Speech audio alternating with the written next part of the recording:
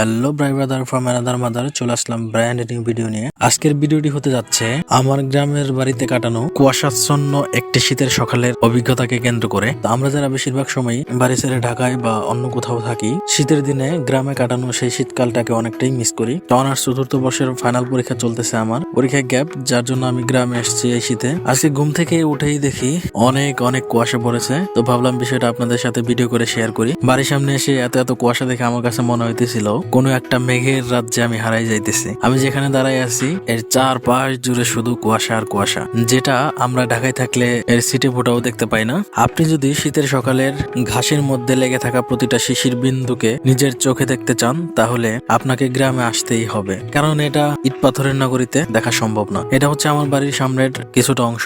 আব্বা এখানে ভুট্টার চাষ করেছে, দেখতেই পাচ্ছেন ছোট ছোট চারা, তার মধ্যে লেগে আছে শিশিরের বিন্দু। এটা দেখার মধ্যে যে কতটা চোখের শান্তি, এটা শুধুমাত্র তারাই জানে যারা নিজের চোখে শিশির কণাগুলোকে দেখেছে, স্পর্শ করেছে খুব কাছ থেকে। কুয়াশা ভেজা গাছের আড়াল দিয়ে শীতের সকালের সূর্যটা উকি মারতেছে, কিন্তু চারপাশের কুয়াশারা যেন সূর্যটাকে সেই কুয়াশার চাদরে ঢেকে দিতে বারবার চেষ্টা করছে, কিন্তু সূর্যটা যেন এই কুয়াশার সাথে যুদ্ধ করেই তারা আলোটাকে এই শিশির ভেজা শস্য খেতে পৌঁছে দেওয়ার চেষ্টা করছে। আমার ক্ষেতের পাশেই আমার একটা ভাই, সে ফুলকপির চাষ করেছে। তো ঢাকায় টাকা হলেই তো আমরা কফি কিনে খেতে পারি, কিন্তু কফি যখন খেতে থাকে, যখন এর চারপাশে এর পাতাগুলো থাকে কতটা সুন্দর, সেটাই দেখানোর চেষ্টা করতেছি। আপনারা দেখতে পারতেছেন অনেক কফি এখানে হয়েছে। তো গ্রামের মানুষগুলো খুব সকাল সকাল ঘুম থেকে উঠে এখানে 8টা সাড়ে 8টার দিকে বাজার লেগে যায়, যার কারণে এরা দেখা যায় যে সকাল 6টার সময় ঘুম থেকে উঠে এবং তার চাষের সবজিগুলো ক্ষেত থেকে তুলে বাজারে নেওয়ার জন্য প্রস্তুত করে। আজকে সকালেও ক্ষেতের কফিগুলো কাটা হয়েছে, যার কারণে আপনারা এখানে সরে ছিটে থাকা পাতাগুলো দেখতে পারতেছেন। তো যারা ঢাকায় থাকেন বা ঢাকায় থাকি,